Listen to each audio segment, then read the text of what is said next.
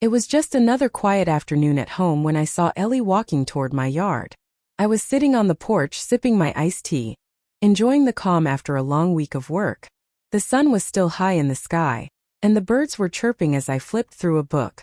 For a moment it felt like any other normal day. Then I saw her, Ellie, strutting across the sidewalk like she owned the place. I had seen her in action before. She was the type of neighbor who was always complaining, always trying to tell others how to live. Most of the time I ignored her, but I knew I was in for something different today. There was something about her demeanor that was off. This time she wasn't just casually walking by. She was coming straight for my house. "Brock," she called out as she got closer, her voice carrying that all too familiar tone of superiority. I had no idea what she was about to say, but I knew it wasn't going to be good.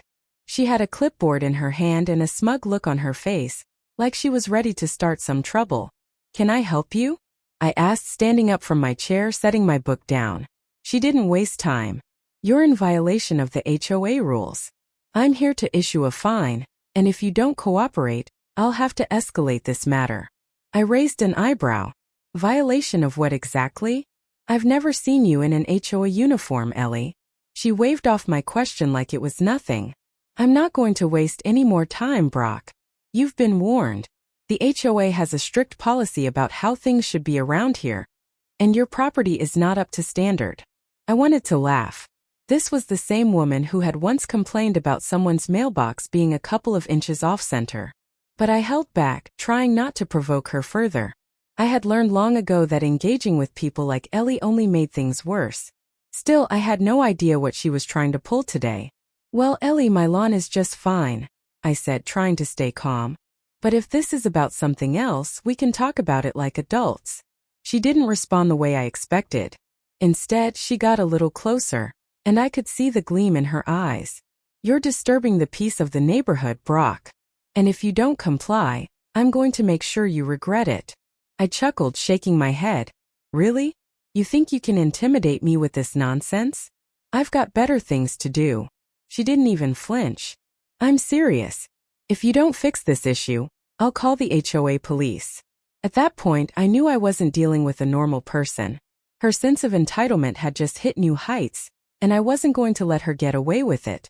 I started to feel my patience wearing thin, but I decided to give her one more chance. "Ellie, I think you're confused. The HOA doesn't have police, and they definitely don't arrest people over lawn care. I think you need to step back and reconsider this." She stood her ground. "You'll see soon enough. This is my neighborhood too, and I'm not going to let you ruin it for everyone." As soon as Ellie started talking about arresting me, I knew I had to put her in her place. I had dealt with a lot of arrogant people in my life, but she was in a league of her own. She stood there with her clipboard, thinking she had control over the situation, like she was some sort of neighborhood sheriff. I crossed my arms. "Arrest me for what, Ellie? You think you have the authority to do that? You're just a neighbor with a clipboard and a bad attitude." Her eyes flashed with irritation, but she didn't back down. "You're making this worse for yourself, Brock. I have the power to make your life miserable, and I'm not afraid to use it. I've already got my connections." I was done with the games. I couldn't believe how far she was taking this. People like Ellie thrive on intimidation, thinking everyone will just cower to their fake authority. But that wasn't going to happen with me. I'd spent my life learning to deal with people like her. People who believe they can get away with anything because they think their status gives them power. "Listen, Ellie," I said, my voice steady. "You've been trying to push me around for months now, and I've let you slide.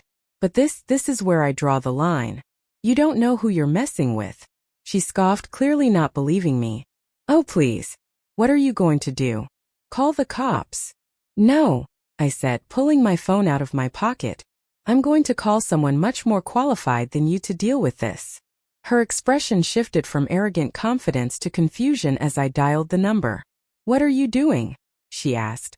"Get ready to learn something," I replied as I spoke to my colleague at the local police department.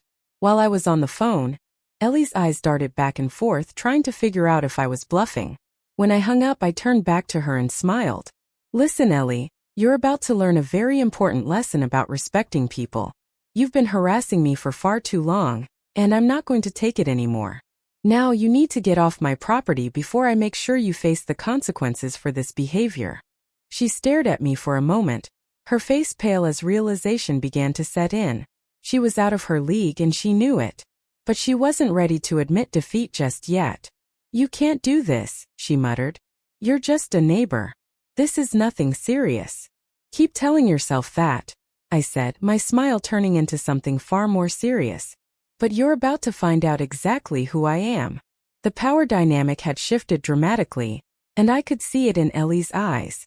She had been so certain of her ability to intimidate me, to throw her weight around and make me comply. But not today. Her weight around like she had the authority to do whatever she pleased, but now she was the one on the defensive. She was trapped in a situation she couldn't get out of. Ellie took a step back, her hand shaking as she gripped her clipboard. You can't just." I interrupted her. "I can and I will. My name is Brock. FBI Director Brock." She froze for a moment, her mouth opening and closing as though she didn't know how to process the information. I could see the moment it all clicked in her head. Her bravado crumbled, and the reality of the situation hit her like a ton of bricks. I wasn't just some random neighbor she could bully. I was someone who had the power to completely dismantle her life if I wanted to. I let that realization sink in for a few seconds before I continued. "You've made a huge mistake, Ellie.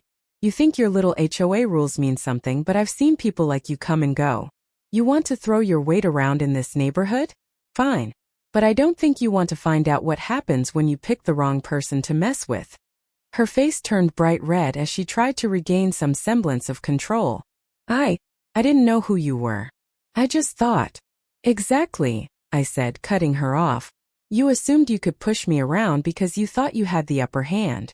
But you didn't even take a second to consider who you were dealing with. Big mistake." I could feel the tension in the air as she realized she had no leverage left. Every ounce of confidence she had once felt was evaporating, replaced by a growing sense of panic. I'm sorry," she stammered. "I didn't mean to." "It's too late for apologies," I said, my voice cold. "You've harassed me and my neighbors for months now, and I've had enough. Now I'm going to make sure you face the consequences of your actions. You'll be hearing from me, Ellie. Believe that." I turned and walked back into my house, knowing she wasn't going to try anything else.